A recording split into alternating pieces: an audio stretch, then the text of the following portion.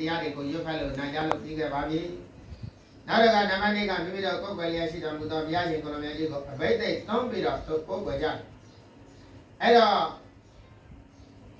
ရားရှင်ကိုယ်တော်မြတ်ကြီးကိုအဘိဓိတ်သုံးပြီးတော့ကိုယ်ွယ်ကြတဲ့ဓမ္မပေါင်းသူတော်ကောင်းတို့ဟာဘုရားရှင်ကိုယ်တော်မြတ်ကြီးကတိတ်တန်တဲ့နေကုတေစာပိတမေစိတ်တံတမန်ဖလံတဲ့စေတောပဏိတိဟေတုံမိတတ္တကေသံတိတုခဏိခြေသားတို့ခြေသမီးတို့ငါဘုရားမရှိတော့တဲ့နောက်ပိုင်းမှာခြေသားတို့ခြေသမီးတို့အတွက်ကိုယ်ွယ်အထိုက်ကိုယ်ွယ်အကိုယ်ွယ်ထိုက်တဲ့စေတီ၄မျိုးထားပြခဲ့တယ်တဲ့အဲ့ဒီစေတီ၄မျိုးကဓာတုစေတီဓမ္မစေတီဩဒိတကစေတီပရိဘောဂစေတီဒီနေ့ဦးဇင်းလေးတို့ဒါလေးလေးနိုင်တော့မိသားစုတွေကိုယ်ွယ်အပ်တဲ့စေတီဟာဆင်းလို့တော့ဟာဘယ်စေတီထဲမှာပါတယ်လဲလို့မေးရင်ဩဒိတစေတီထဲမှာပါတယ်ဩဒိတဆိုတာပါဠိလိုမြန်မာလိုအပြီးရည်ရွယ်တာရည်မှန်းတာပုံတော်ကိုဂုံတော်ထုံမှန်းပြီးတော့ကိုယ်ွယ်တာဖြစ်တဲ့အတွက်ဩဒိတစေတီထဲမှာပါတယ်ဒါကြောင့်မလို့အဲ့ဒီလိုစေတီ၄မျိုးတော့မှကိုယ်ွယ်ထိုက်တဲ့အတွက်အဲ့ဒါနဲ့နေဘုရားစာပိတမေစိတ်တံတမန်ဗလစေတောပဏိတိဟေတုံမိတတ္တာကေသတိဒုက္ခတေဟေလောတတ္တော်တိယမြမယမရှိပင်မရှိညာတော့လည်းပဲတတ္တော်တိရှာမြမယရှိသည့်အလားတရံကဲ့သို့ကိုယ်ွယ်ရတဲ့ဓမ္မပေါင်းသူတော်ကောင်းတို့က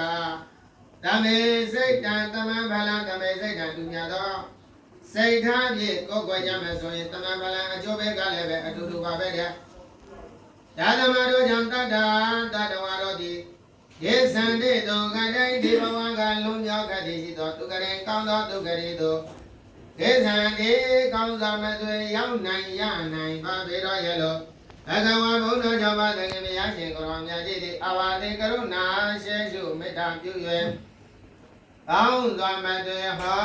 ကြားတော်မူခဲ့ပါပေသတည်းသာဓုသာဓုသာ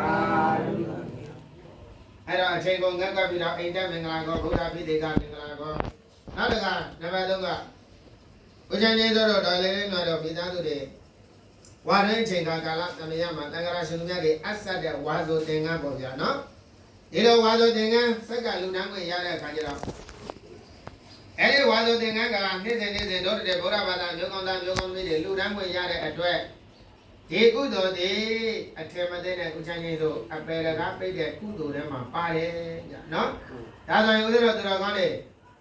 အပေရကပိတ်တဲ့ကုသိုလ်9မျိုးရှိတယ်တဲ့စာပေမှာအဲ့ဒီ9မျိုးကတခြားမှာသွားရှာစရာမလိုဘူးဒီကနေ့ဥဒ္ဒတော်သူတော်ကောင်းတို့ရဲ့အမြဲတည်းသွားလာလှုပ်ရှားကျင်လည်နေကြတဲ့ဒုက္ခနာကိုဒုက္ခဝိညာဉ်ဒုက္ခမိသားစုတွေရဲ့ထံမှာပဲဒီကုသိုလ်တွေရှိတာအဲ့ဒါတွေကဘာတွေလဲဆိုတော့ဧတရဏငါသိလမေချစာယတံ15ရက်ဆွမ်းဝါသင်္ကံလူဒံတောယကံသောမတဝနိဗ္ဗာန်ပုံညကုသိုလ်မှန်တဲ့နေ့စဉ်ဥဒ္ဒတော်သူတော်ကောင်းတို့မွေးလာတဲ့ကိုယ်သားလေးသမီးလေးတွေကစပြီးတော့တရဏဂုံ3ပါးဆိုတာသင်ပေးရတယ်လို့ဒီကနေ့ဥဒ္ဒတော်သူတော်ကောင်းတို့ခီးသွားပြီဆိုရင်လည်းပဲအန္တရာယ်ကင်းဘေးရှင်းအောင်ဗုဒ္ဓံတရဏံကိသာမိဓမ္မံတရဏံကိသာမိသံဃာတရဏံကိသာမိရလို့အမြဲတည်းပွားများပြီးတော့ရုပ်ပတ်ပြီးတော့တရဇပြီးတော့သွားကြတဲ့အခါကျတော့ဦးဇင်းလေးတို့အန္တရာယ်ကင်းဘေးရှင်းတယ်ဟုတ်လားဒါနံပါတ်1ဒါဆိုရင်အန္တရာယ်ကင်းဘေးရှင်းတယ်လို့ဒုတရေအဲ့ဒီတရဏဂုံကိုအမြဲတည်းဒါပွားများနေမယ်ဆိုရင်တရဏဂုံကိုလုံးထောင်းတဲ့တရဏဂုံအမြဲတည်းပွားများရုပ်ပတ်တရဇနေမယ်ဆိုရင်အဲ့ဒီပုဂ္ဂိုလ်ကလည်းပဲအထင်မသေးတဲ့အပေရကပိတ်တဲ့ကုသိုလ်ဘာကုသိုလ်လဲလေအပေရကပိတ်တဲ့ကုသိုလ်နောက်တစ်ခါနံပါတ်4ကတို့တယ်အမြဲတည်းခါဝပေဆိုကဲ့သို့ကျင့်သုံးနေရတဲ့ကိုချင်းနဲ့တူတဲ့သီလ5ပါးအာနာတိပါဒအာရိဏတနာကာမေတုမိစ္ဆာသရဘုဒ္ဓဝါရသူရမေရယလို့ခေါ်တဲ့အဲဒီကံ5ပါးကလည်းပဲအထင်မသေးတဲ့အပေရကပိတ်တဲ့ကုသိုလ်တဲ့အဲ့တော့တရဏဂုံသီလကုသိုလ်တရဏဂုံကုသိုလ်ရဲ့သီလကုသိုလ်ရဲ့2မျိုးရသွားပြီနော်